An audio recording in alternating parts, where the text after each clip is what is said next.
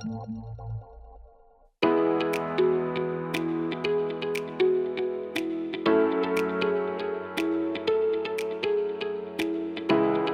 of all, I wanted to start off just asking each of you to kind of go through the support that your organizations provide to BC technology companies. And Lenny, perhaps we can start with yourself.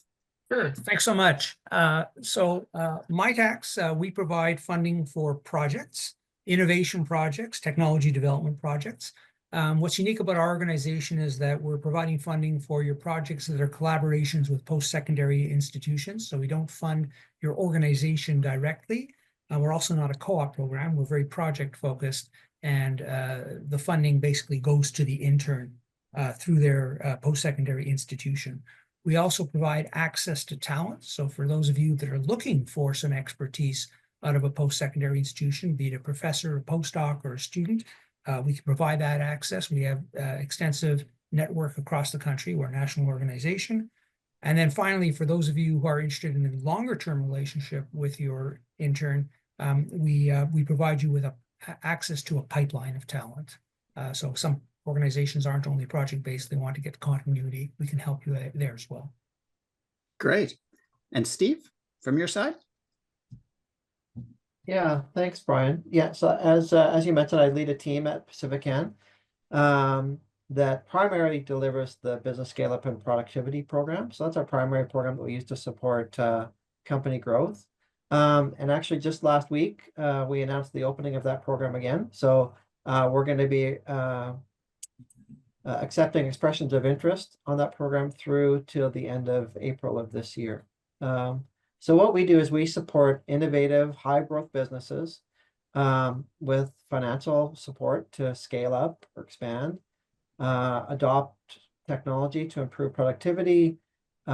We support later-stage commercialization of technology, and we support companies looking to increase their capacity to grow through market diversification, market expansion.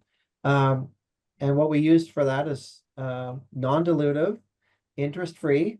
I'll say that interest-free. But I saw somebody mention time in the chat, so nothing in life is free. So it's interest-free, but there is an investment of time. Repayable contributions. So it's a debt instrument to incorporated companies. We don't take any security or any collateral or any place on the board. But it is a debt instrument. Assistance starts at 200,000 and grows up to 5 million. And we support a maximum of 50% of project costs. So all of our support is typically project-based. So it's accomplishing some specific ends with some specific outcomes. Typically, expert sales growth or sales growth through commercialization or growth of employment, high quality jobs, or just broadly, sales growth. It is a repayable program, but it is somewhat patient. So after the project is complete, there's a 1-year grace period where we don't seek any repayment, and then typically it's a 5-year, repayment period after that. In terms of the companies we are looking to support, some may be a bit later for the group that's here today. I'm not sure, but really this is a scaling or late stage technology commercialization program. With companies that can demonstrate strong management team, a clearly defined market opportunity with some initial traction, positive cash flow to deliver the project. As I mentioned, we can only support 50% of the project costs. And financial statements that demonstrate or forecast a reasonable expectation to repay. We're not looking to create a problem for somebody 5 years down the road.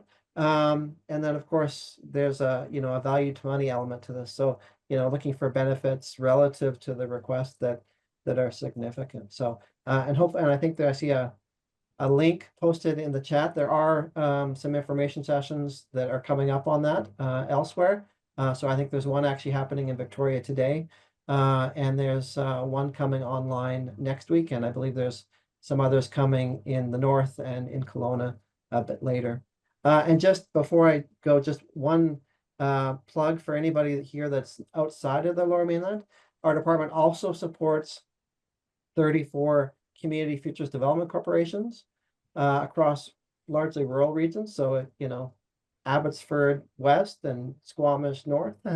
And they provide business services and small loans, typically up to 150,000.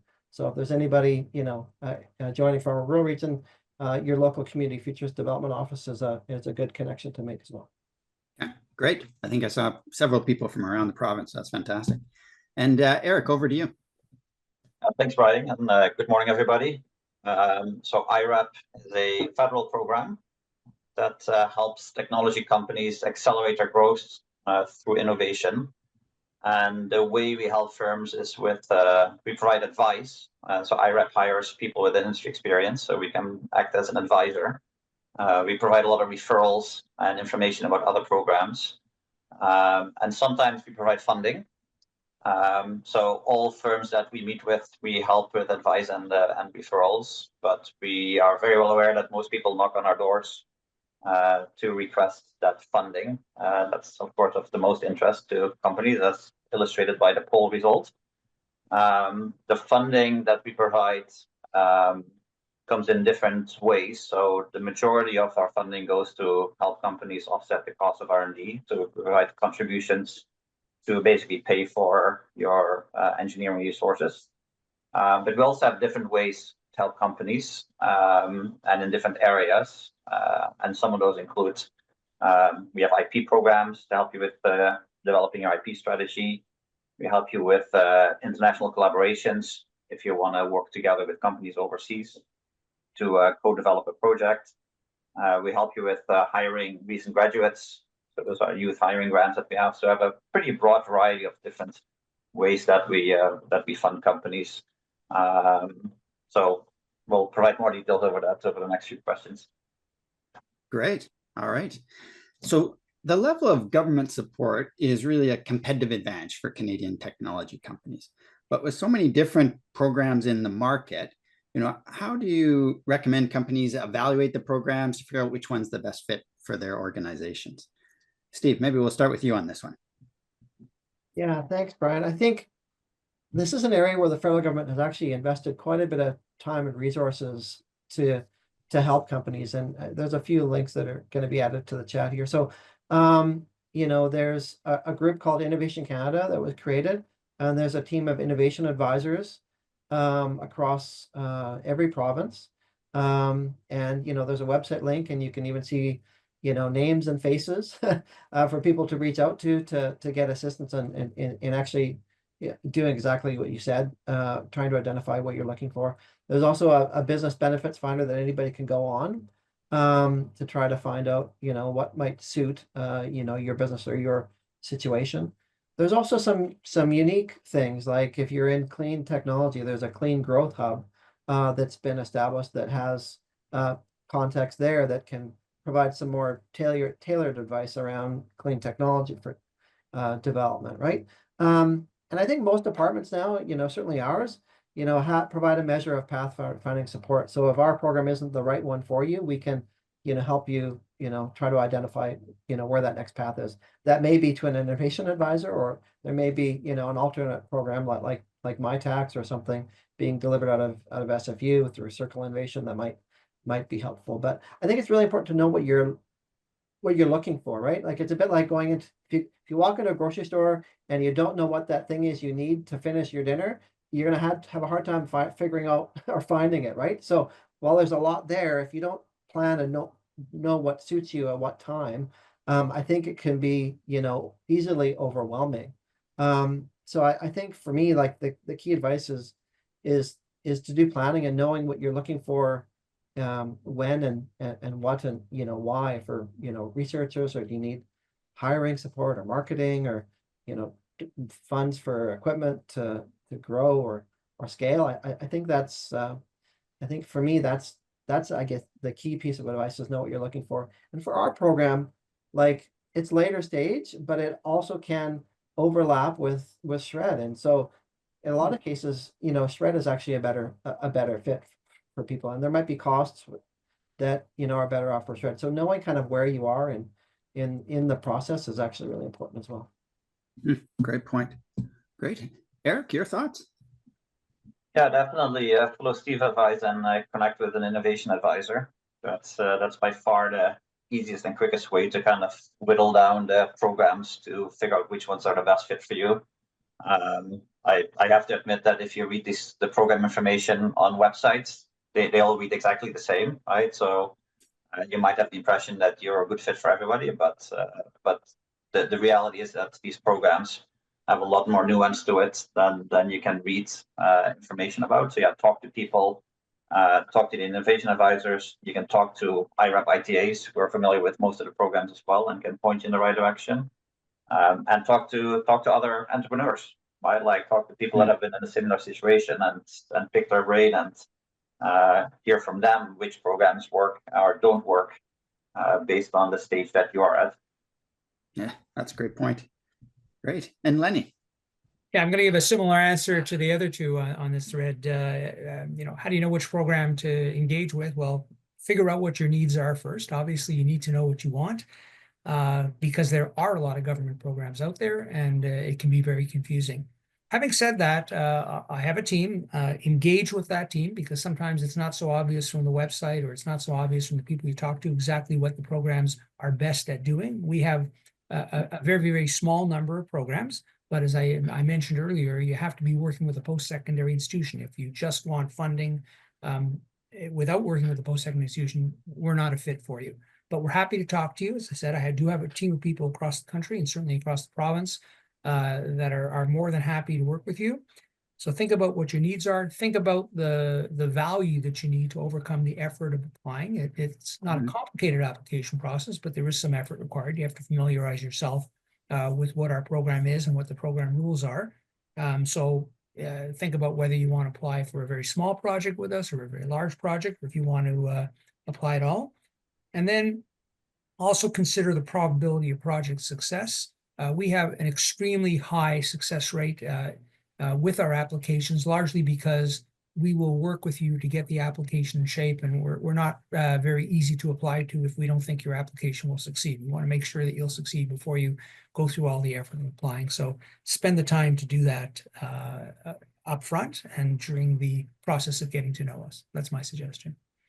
Great, excellent. So perhaps a key question is, how do companies improve their chances of success of getting government funding? What sort of advice would you provide? Maybe Erik, we'll start with you on this one. Yeah, I'll talk specifically about IRAP.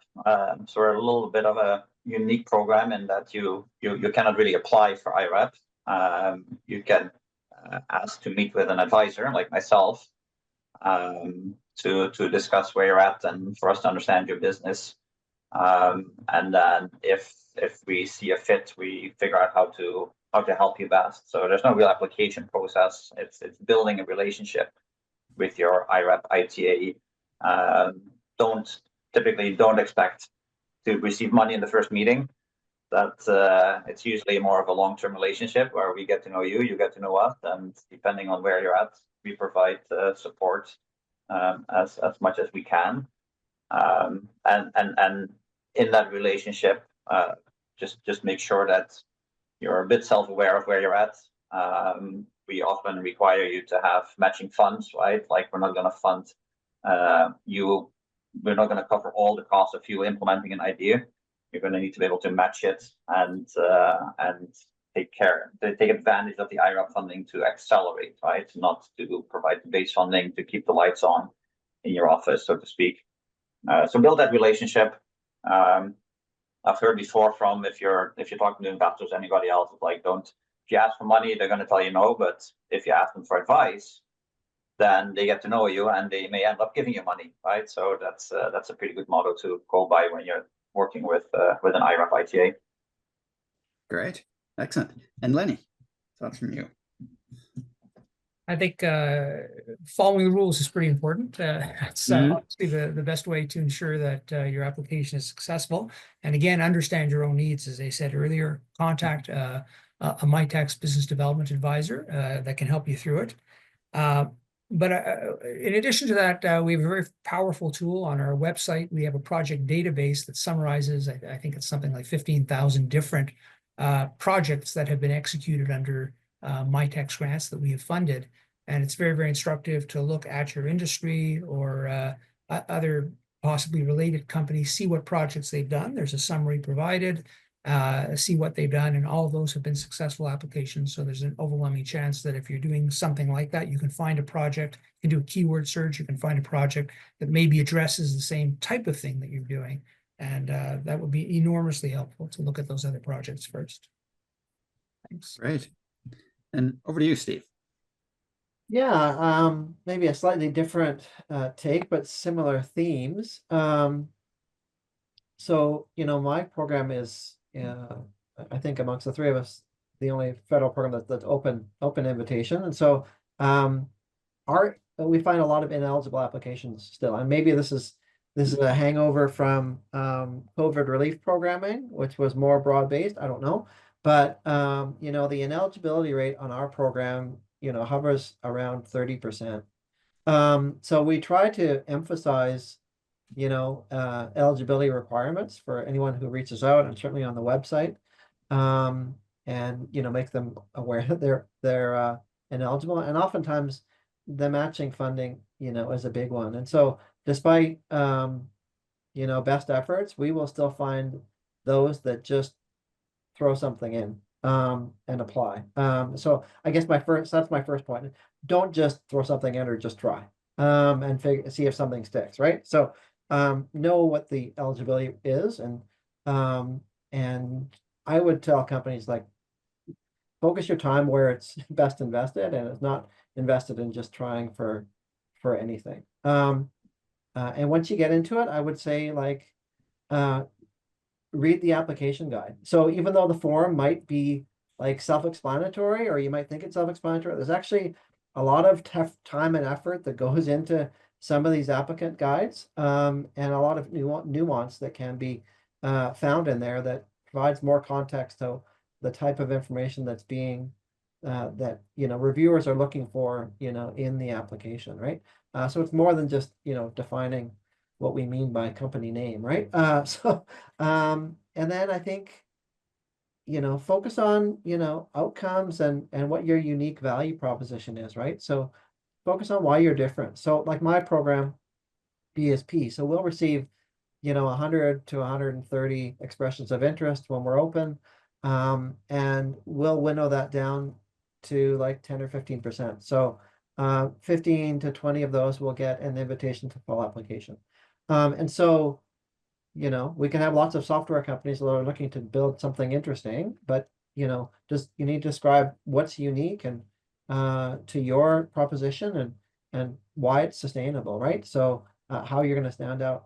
And I guess the other piece is just that I don't think is necessarily intuitive for everyone, is that all of these programs are not created out of the goodness of somebody's heart, although I'm sure everyone has a good heart. They're created for a specific public policy objective, right?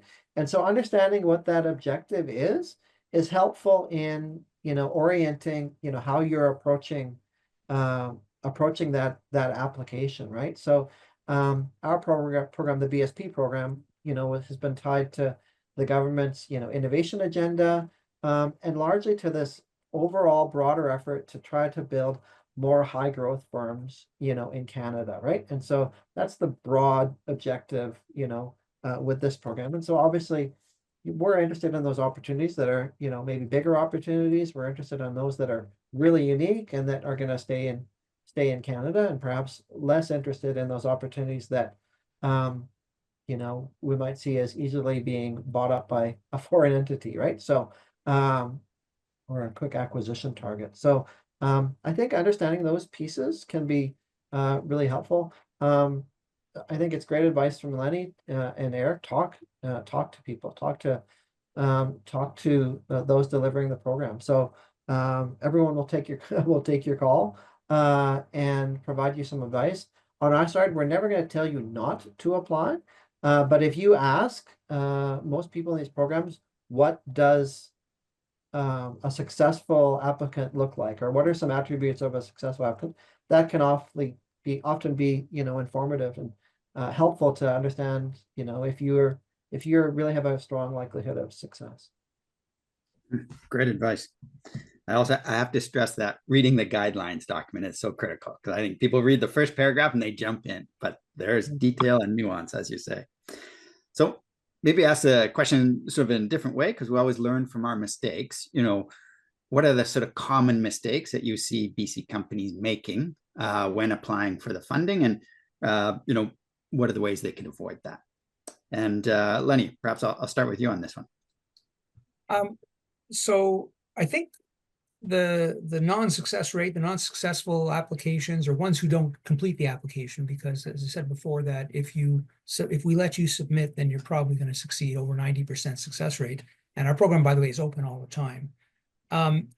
Is not understanding the flow of funds. A lot of organizations, think that they should apply to as many government programs as possible, and if some percentage of them come in, they'll get some funding.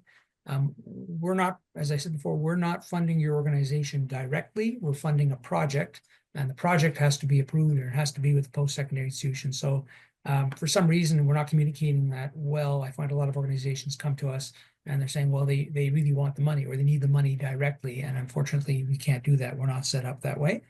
And then the second big issue is organizations that don't leave sufficient lead time to go through the process. It does take time, not a huge amount of time, but it does take time to get your act together, understand how to define the projects that we're likely to approve, how to find the partner post-secondary institution that you want to work with, and finding the intern.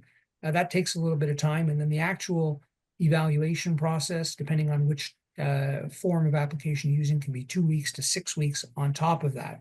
So leave yourself the time to figure out what it is you want to do and how you can do it using our program. Great. Erik? Yeah, this is a very interesting question. I think we see a lot of mistakes being made as people apply or when we meet with companies. I think the main ones are, first of all, don't expect the government to fund your company, right? It's like we are there to help you accelerate, to put more fuel on the fire, but you need to have a baseline yourself. Also, as I mentioned before, if you're just at an idea stage, if you have a great idea for a business, you're gonna have to hustle a bit yourself first, right? Like bootstrap yourself to develop an MVP or get some traction, just to prove out that there is some product market fit for your product. Most of the programs, including IRAP, are competitive in nature, which means that we have limited funds, so we cannot support every company that we talk to, every company that applies, right? So you need to do a little bit of that groundwork yourself.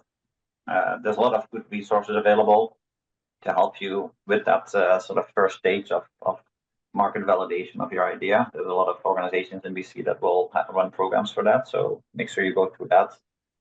Have a good sense of what your business plan is, like develop a bit of a lean business canvas that you can talk about, and make sure that you're in the game, right? Like, are you full time on this, or is this a weekend hobby?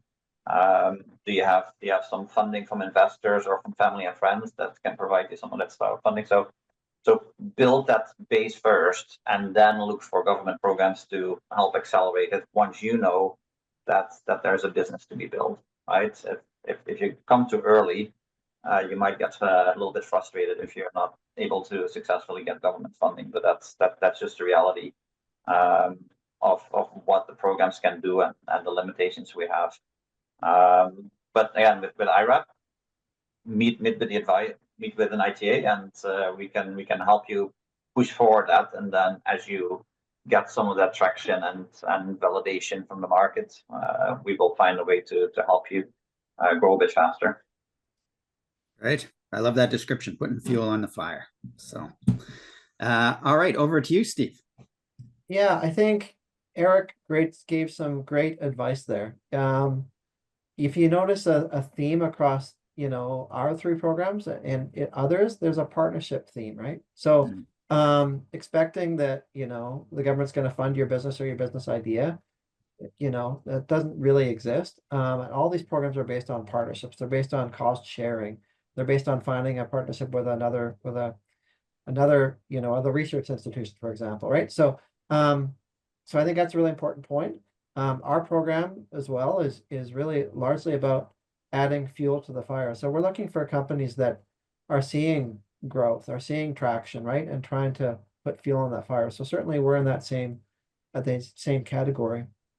In terms of mistakes on our program, like I see some that get things in quickly. Like, our program is very competitive, as I noted, but it's not a race, right? So oftentimes when we announce the opening of a round, we'll see some initial applications, and apparently we've in the first week we've got a couple in, and I haven't looked at any of them.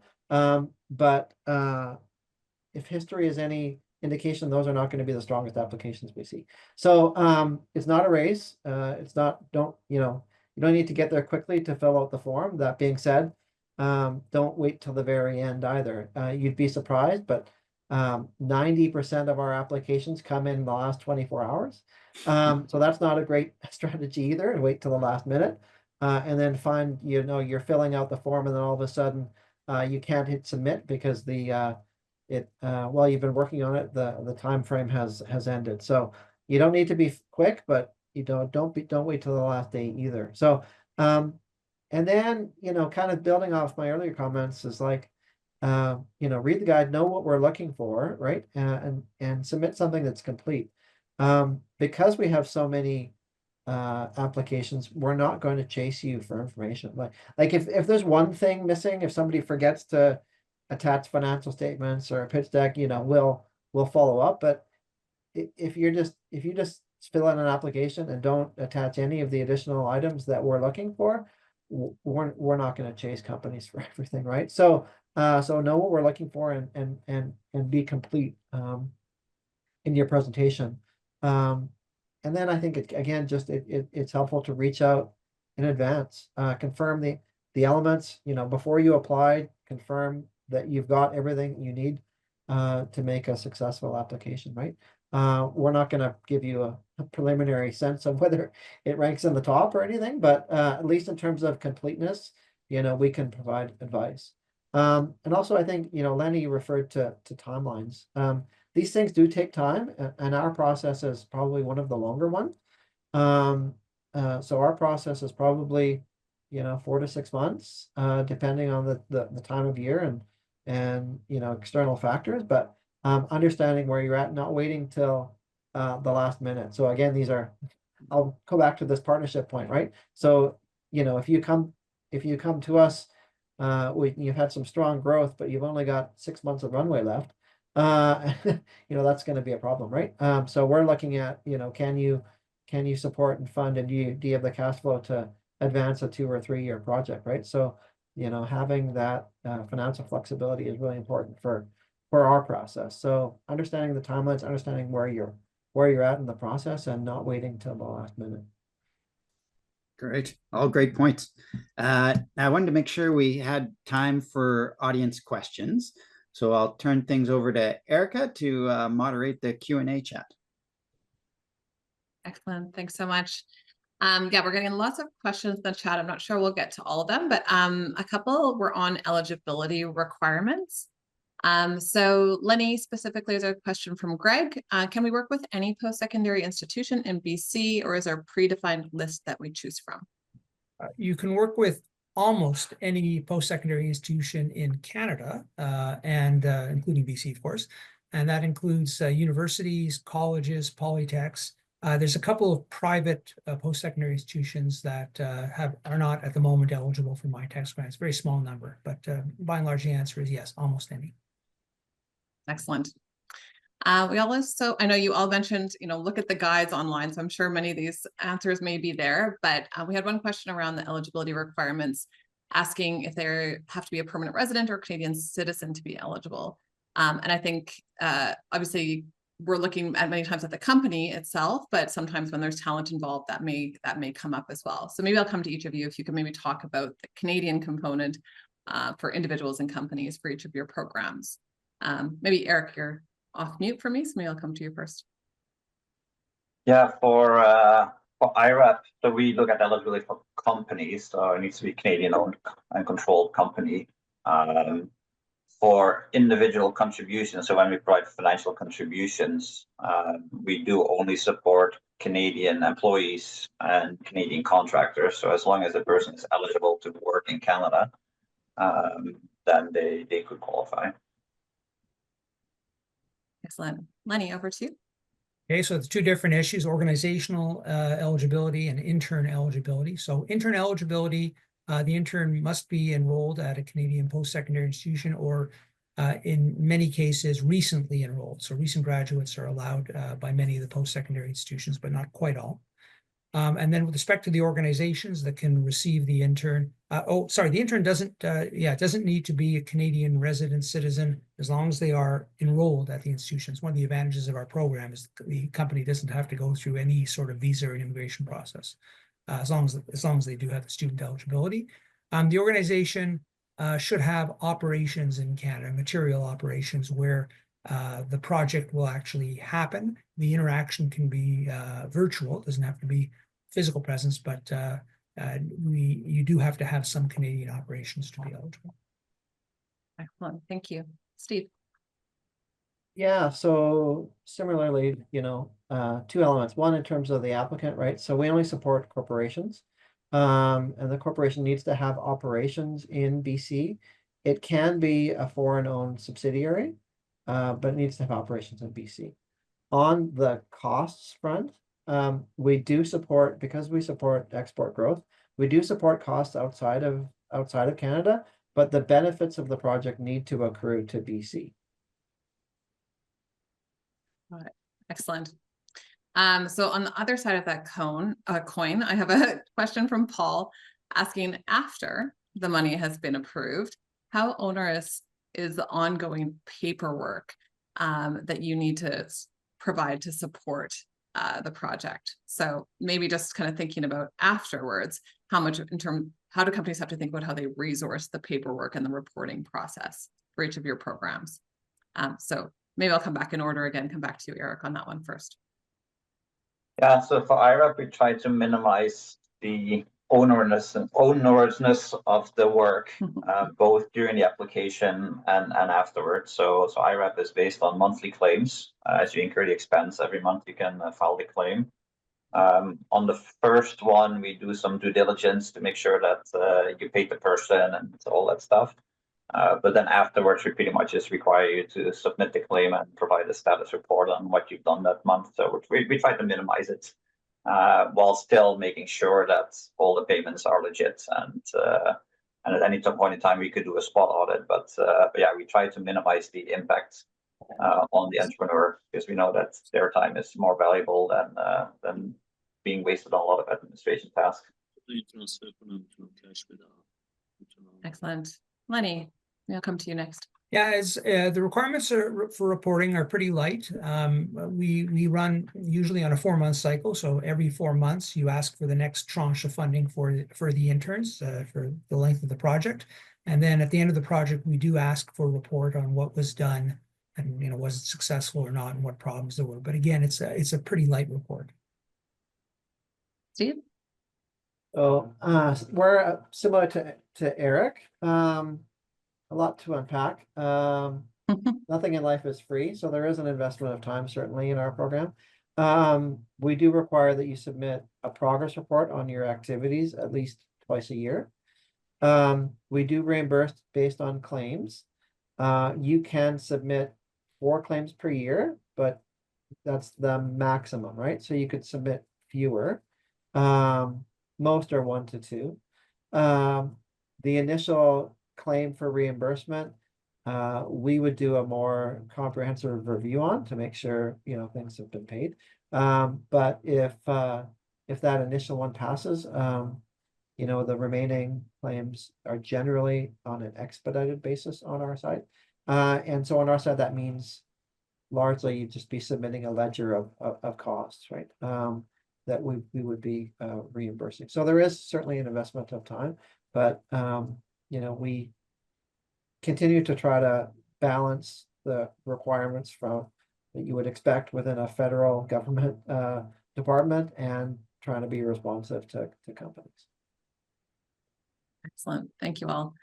I have another question, a little bit timely. So the question is, do you think there will be support for companies impacted by tariffs or for companies that want to diversify their markets because of tariffs. So whether, you know, from your own program or generally, I'd be interested in your input on this question.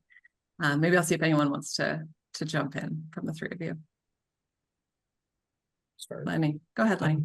So I think our programs already provide support for companies that have the issues that you described. It's possible, I mean, it happened during COVID, that there might be additional funding provided for impacted organizations, or perhaps a different kind of program that is a little bit more beneficial. I don't have any word of such a thing at the moment, but it is predictable that at some point the governments would want to see us provide more funding as a result of impacts. Similar for IRAP, so there's no specific program in place yet, but we are we traditionally already help companies diversify their markets, especially through exports. So we're definitely seeing more interest in that, and then we're also helping companies more on their go-to-market efforts, where we can support them get a little bit better at their go-to-market activities to market and sell their products rather than just focusing on the R&D. So there's already existing programs, and we are seeing a bit of a trend of either companies focusing more on selling more in Canada versus going to the US earlier, or going to other markets outside of North America. Yeah, similar response for me. You know, our primary program kind of already does support, you know, growing exports and growing new export markets. So we're kind of already aligned, you know, in that respect. I can't speculate on future programming, but there was some programming that was announced within the last week from both Export Development Corporation and the Business Development Bank. So so there's a few federal supports that have been announced that are kind of tariff related, but yeah. Excellent. I do have a follow-up question on the application process again, just on time requirement. Do you guys have any sense of what the time investment is doing the initial application process that companies should be thinking about? Maybe in terms of like start to finish, like time to put it together, but yeah, what type of time investment do you usually expect companies to go through? For IRAP, it's pretty quick if we want to fund you. So again, we don't have people apply without them knowing that they're basically going to get funding, right? So it's a little bit by invitation. The timing really depends on the company, right? I mean, some companies are ready to be supported with funding, and some are 1 or 2 years away from that, right? So it really depends on where you're at. If it makes sense for us to provide you with funding, but the application process itself is fairly lightweight. But we do have that history of working with the client typically for a few weeks, a month, or years prior to that, right? So we do have the relationship with the company already in place. So it's not a new entity to us typically when we do provide funding, which makes the application a lot more streamlined. In our case, it's pretty quick as long as you know what your project is and what you want to do. If you don't know what you're doing, it's very hard for me to help you. I can walk you through the process, but by and large, once it is that you know what you're doing, what the project needs to accomplish, and then you have a partner, a post-secondary institution that you know you want to work with. As I said, the application process can be very, very fast and certainly turned around and approved very quickly. On our side, I'd say that the application form itself isn't particularly onerous, but similar to Lenny, like you need to be able to define a project, right? And how that project supports your broader corporate goals, right? So the application form itself is not particularly long, but you need to be able to define a project. Some of the things that we require in addition to the application form, we would expect most companies to have at hand if they're looking for financing anyway. So, you know, a detailed pitch deck or a business plan, we would expect that you need to create that, because you would expect that you would have that at hand anyway if you're looking for support. In the same way, we would expect that you have financial statements readily available. Perhaps there's some additional time invested in, you know, adjusting, you know, financial projections to reflect, you know, our project. But for the most part, we're looking for information, particularly at this EOI stage, that we would expect most companies to have largely at hand. Excellent, thank you. I'll just take one more question from the chat. So this is kind of a looking down a long game. So if a company receives federal funding and then later sells to a non-Canadian company, do they have to repay any funding that they received? So maybe Erik, would you like to comment on that? For IRAP, it's typically a yes. So what we look at, we look at what we call accruing benefits to Canada, right? So if the company remains independently sort of operated in Canada, the revenue is being funneled through Canada, they're hiring people in Canada, then you would not have to repay. But reality is that in most acquisitions, that's not the case. So if you get acquired by, say, an American company, the BC entity typically ends up being a cost center, in that case, you would have to refund the contribution that IRAP provided you in the last 5 years. So we go back 5 years. So it's very important to be aware of that.